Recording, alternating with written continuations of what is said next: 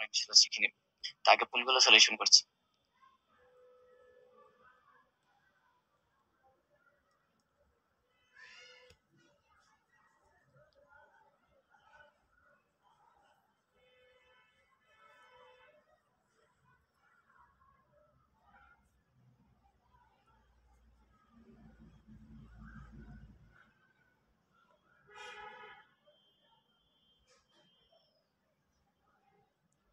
ওকে, সময় প্রায় শেষ। 5 4 3 2 1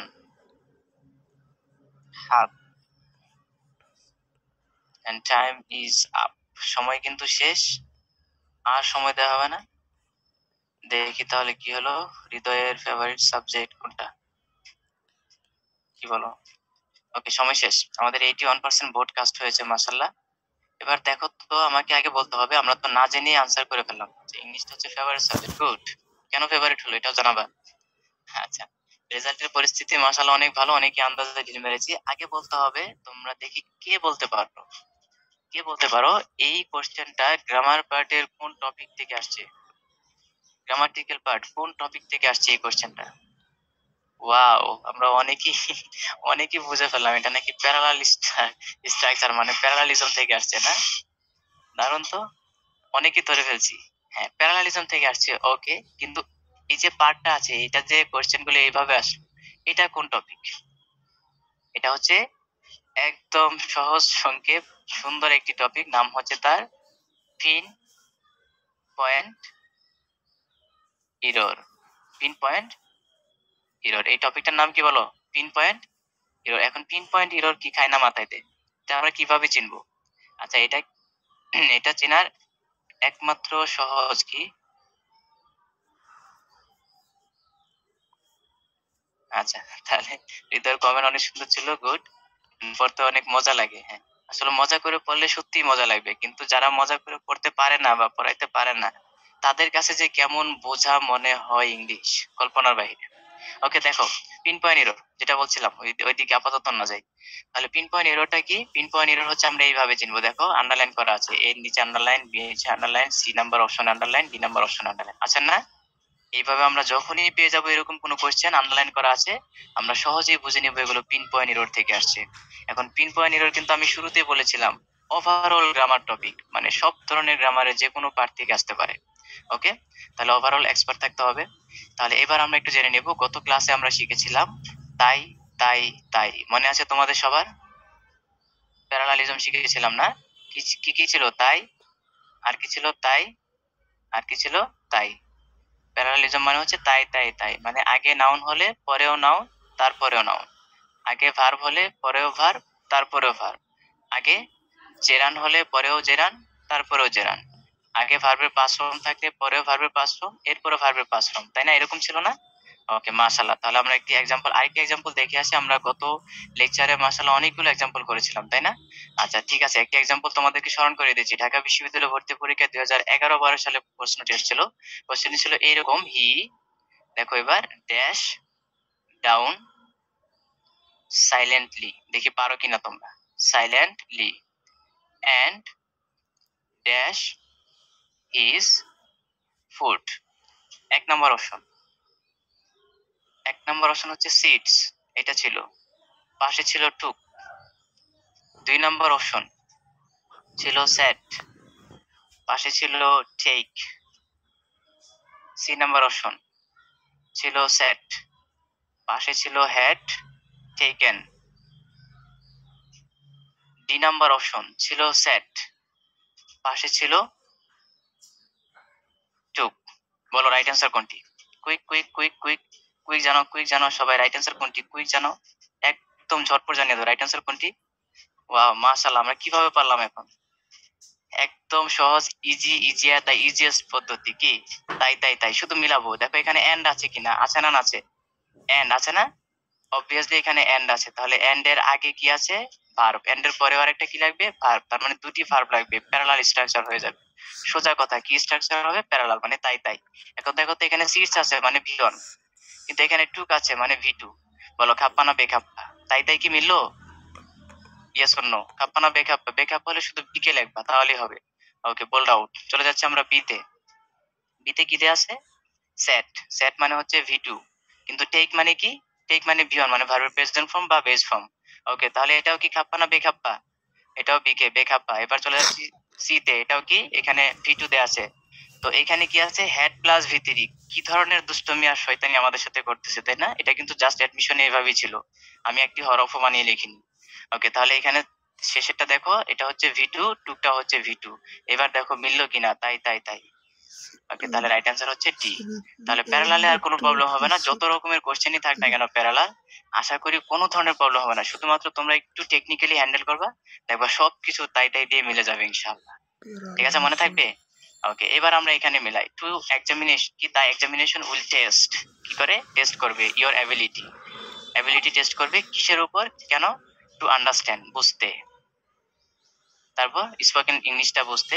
টু রিড, পড়তে, নন টেকনিক্যাল ল্যাঙ্গুয়েজটা পড়তে।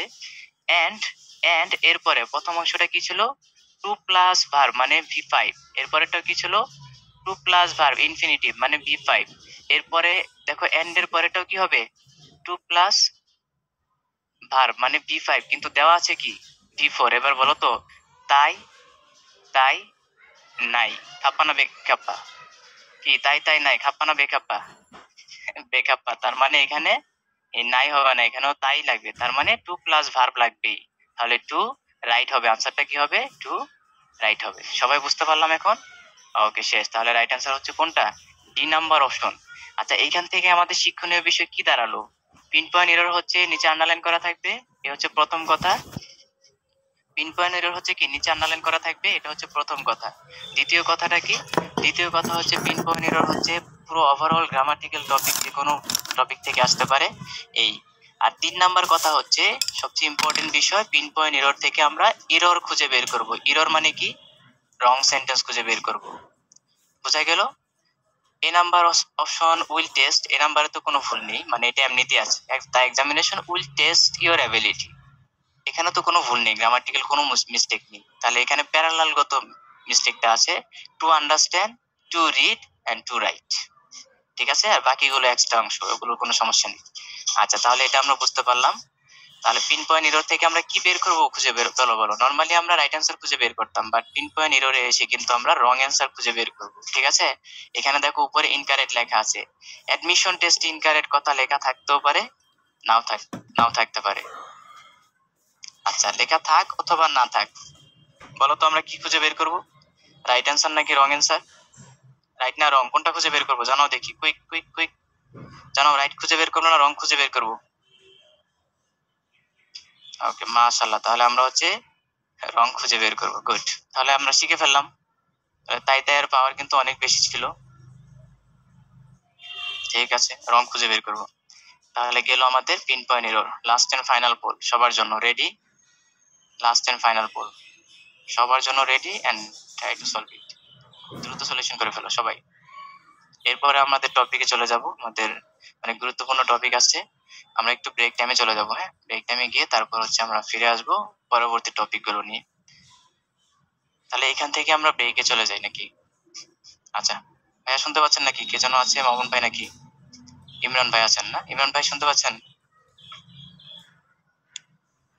ইমরান ভাই কোথায়? হ্যাঁ ভাইয়া শুনতে পাচ্ছি। আচ্ছা, এই ভাইয়া যদি কিছু, ইমরান ভাই আছে না? ইমরান ভাই যদি মানে হ্যাঁ কিছু ইমরান ভাই বলার আছে। থাকে, হ্যাঁ।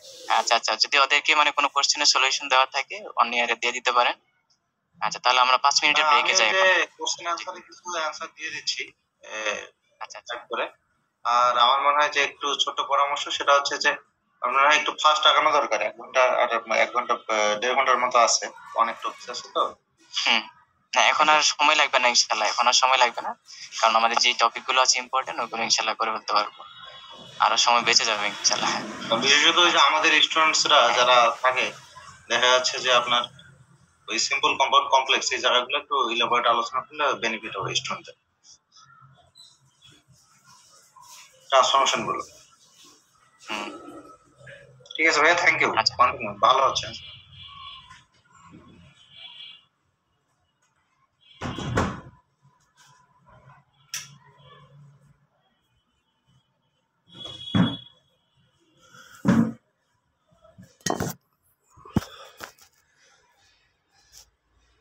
4 বছরের ডিগ্রি। নাউন অ্যাডজেক্টিভ ভার্ব নাকি অ্যাডভার্ব? অবভিয়াসলি এটা একটা নাউন। তাহলে নাউনের আগে সাধারণত কি বসবে? অ্যাডজেক্টিভ। এই যে এখানে এ থেকে যে অংশটা দেখতে পাচ্ছ ইয়ার্স পর্যন্ত, এই পুরোটা অংশ হচ্ছে অ্যাডজেক্টিভ, আর এই অ্যাডজেক্টিভের নাম হচ্ছে হাইফেনেটেড অ্যাডজেক্টিভ। হাইফেনেটেড অ্যাডজেক্টিভ বলা হয় এই অংশটাকে। তাহলে হাইফেনেটেড অ্যাডজেক্টিভ গুলো কি হয়? হাইফেন দ্বারা যুক্ত থাকে। তাহলে এর পরে একটা হাইফেন হবে, ফর এর পরে একটি হাইফেন হবে। এবং হাইফেনেটেড অ্যাডজেক্টিভ এর মূল থিমটা হচ্ছে এস অথবা ইএস যুক্ত করা না যায়, কোনোভাবেই এস অথবা ইএস যুক্ত করা যাবে না। এ হচ্ছে হাইফেনেটেড অ্যাডজেক্টিভ। তাহলে এখানে ইয়ার্স এ ভুল আছে। 10 ইয়ার ওল্ড গার্ল, তাহলে গার্লের আগে 10 ইয়ার ওল্ড। ঠিক আছে, এই ক্ষেত্রে কি অ্যাডজেক্টিভের সাথে কি এস বা ইএস, অ্যাডজেক্টিভ কি প্লুরাল করা যায়? অ্যাডজেক্টিভ কিন্তু প্লুরাল করা যাবে না। ঠিক আছে, 15 সেঞ্চুরিজ ওল্ড, মানে এরকম আর কি। অনেক কোয়েশ্চেন আছে বিগত সালে দেখবা হাইফেনেটেড অ্যাডজেক্টিভ দিয়ে, তাহলে হাইফেন দ্বারা যুক্ত থাকবে এবং এস বা ইএস মুক্ত থাকবে। ঠিক আছে, তাহলে হয়ে গেল। তাহলে গেল এটা, 1 নাম্বার ভুল আছে। 2 নাম্বার, 3 নাম্বার দেখি। 2 and 2 মেক 4 নাকি মেক্স 4? বলো, সি নাম্বার কি হবে? 2 and 2 মেক 4 হবে নাকি মেক্স 4 হবে? মেক হবে না মেক্স হবে? হ্যাঁ, নিঃসন্দেহে এখানে মেক্স হবে। তাহলে এটাতে ভুল আছে, সি নাম্বার বাদ, বোল্ড আউট। ডি নাম্বার এমনিতে বাদ, রাইট অ্যান্সার হবে বি। এটা নিয়ে গত ক্লাসে আলোচনা হয়েছিল, তোমাদেরকে যে হাম্বা একে বুঝিয়েছিলাম না, হাম্বা দিয়ে, মানে আমাদের গরুটা তোমাদের মতো নাকি আমাদের গরুটা তোমাদের গরুটার মতো, কোনটা? তোমাদের মতো না, গরুটা হচ্ছে তোমাদের গরুটার মতো। তাহলে গরুটাকে বোঝানোর জন্য দ্যাট অফ, সিঙ্গুলার বোঝানোর জন্য দ্যাট অফ, তাই না? আর প্লুরাল বোঝানোর জন্য কি ছিল? দোজ অফ, মনে আছে তো? দ্যাট অফ আর দোজ অফ, এই ছিল সিঙ্গুলার আর প্লুরাল। এবার দেখো, তার রোডস অফ ঢাকা, মানে ঢাকার রাস্তাগুলো, সিঙ্গুলার না প্লুরাল? প্লুরাল, তাহলে দোজ অফ হবে। ঢাকার রাস্তাগুলো আর ওয়াইডার দেন, মানে অনেক বেশি প্রশস্ত, আরো বেশি প্রশস্ত কার চাইতে? খুলনার চাইতে না খুলনার রাস্তার চেয়ে? খুলনার রাস্তার চেয়ে প্রশস্ত। তাহলে এই যে রাস্তার চেয়ে অনেকগুলো রাস্তা, তো এই জন্য দোজ অফ। তাহলে কোনো ধরনের ভুল নেই এখানে। ঠিক আছে, আচ্ছা তাহলে আমরা এটা বুঝতে পারলাম। আচ্ছা, সিম্পল কমপ্লেক্স কম্পাউন্ডের মোটামুটি অনেক নিয়ম কানুন এখানে একদম সিম্পল ওয়েতে আলোচনা করা আছে। হ্যাঁ, এই পার্টগুলো অনেক বিশাল, তো অনেক বিশাল পার্ট, এগুলো নিয়ে করতে থাকলে মোটামুটি 2-4 ঘন্টা শেষ করা যাবে না। এখানে হচ্ছে অনলির জন্য আর অ্যালনের জন্য হচ্ছে নাম্বার বসে, এটা তোমরা জানো। আর অনলির ক্ষেত্রে, কিসের ক্ষেত্রে? বস্তুর ক্ষেত্রে। ব্যক্তির ক্ষেত্রে নাম্বার হয়, বস্তুর ক্ষেত্রে নাথিং বাট হয়। আর বয়সের ক্ষেত্রে কি হবে তাহলে? নট মোর দেন অথবা নট লেস দেন হয়। নট লেস দেন হয়, নট মোর দেন অথবা নট লেস দেন হবে। ঠিক আছে, আর মাস্টের জন্য can not but, can not but যদি থাকে তাহলে ভার্বের সিম্পল মানে বেস ফর্ম, আর যদি ক্যান নট হেল্প থাকে তাহলে ভার্বের আইএনজি ফর্ম। এটা তো তোমরা জানো। এভরির জন্য দেয়ার ইজ নো, মোটামুটি এখানে কিন্তু রুলস নিয়ম কারণ মাশাআল্লাহ অনেক দেয়া আছে।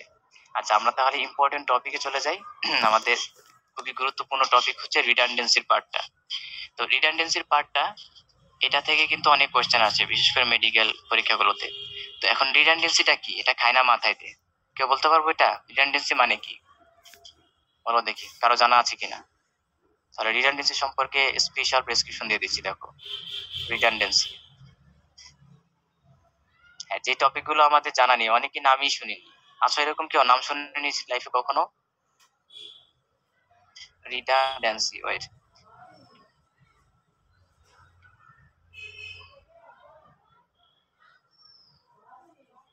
ওকে, এ হচ্ছে রিডান্ডেন্সি মানে কি। হ্যাঁ, অনেকে আছে নাম শুনিনি, লাইফে কখনো শুনিনি। ঠিক আছে, আজকে তাহলে ভালো করে শিখে নিই, শুনলাম প্লাস শিখে নিব, পড়ার দরকার নেই, শিখে নিব। তাহলে রিডান্ডেন্সি মানে হচ্ছে বাহুল্য দোষ।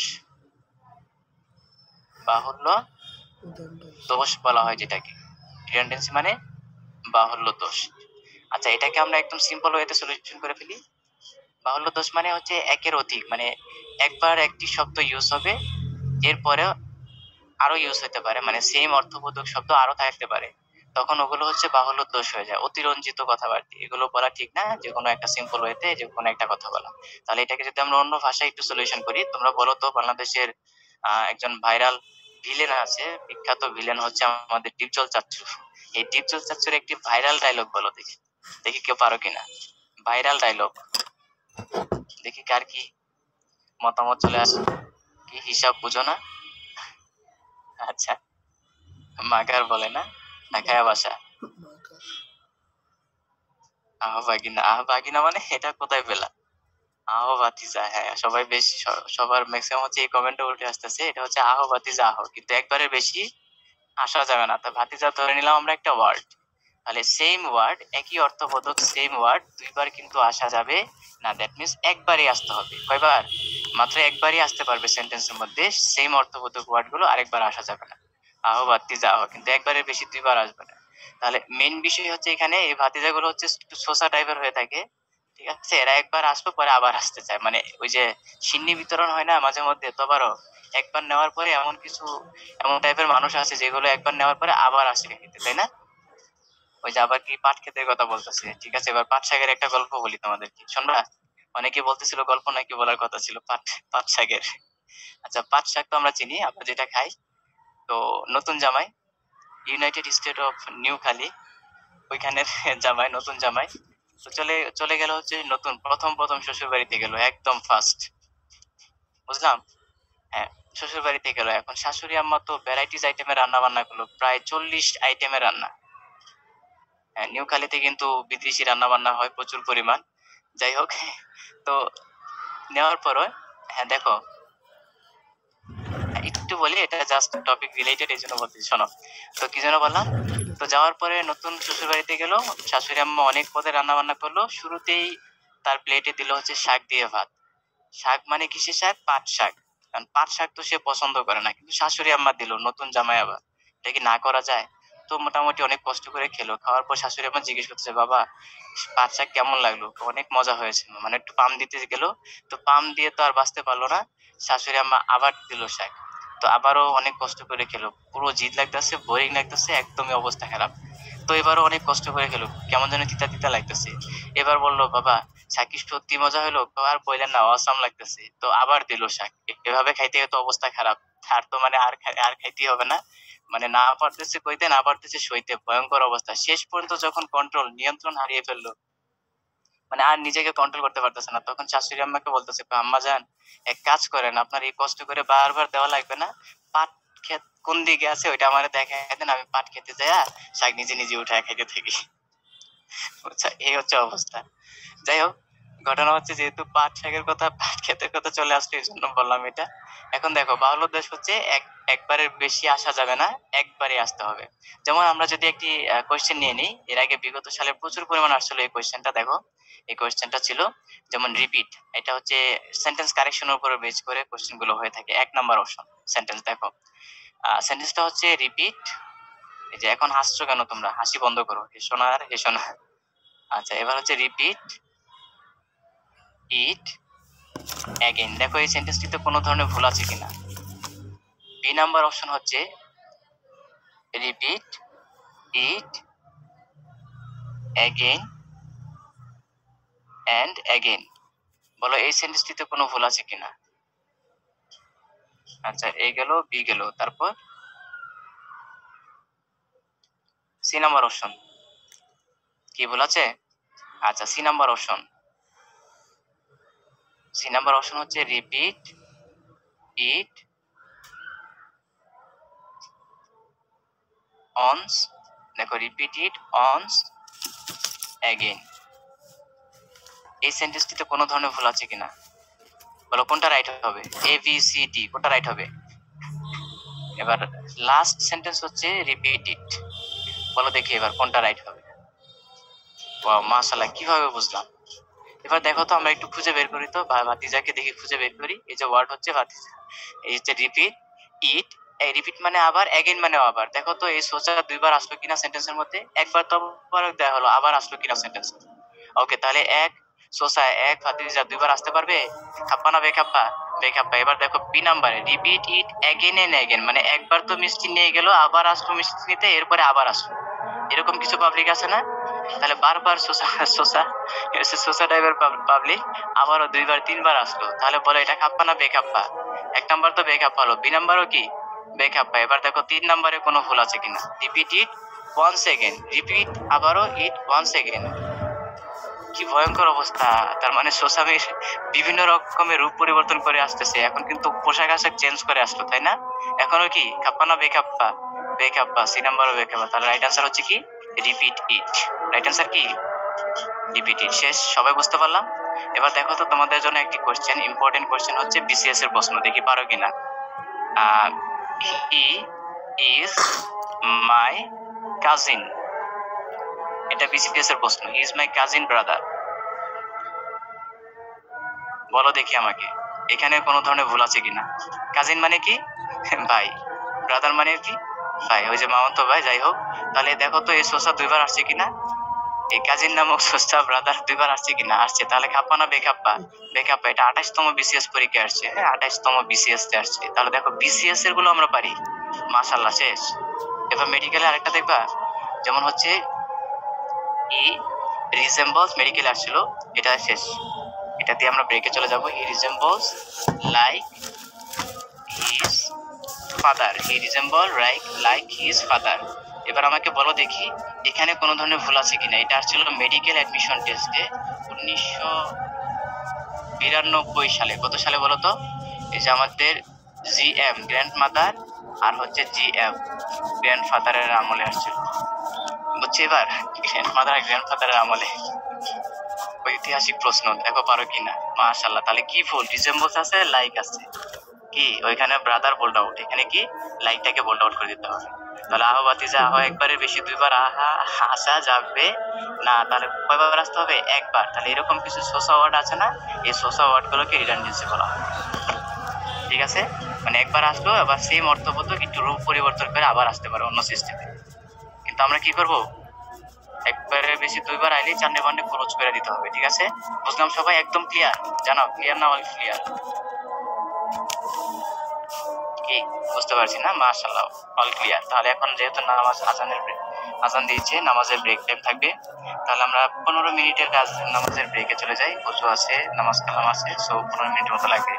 তাহলে আমরা 15 মিনিটের জন্য যেতে পারি নাকি?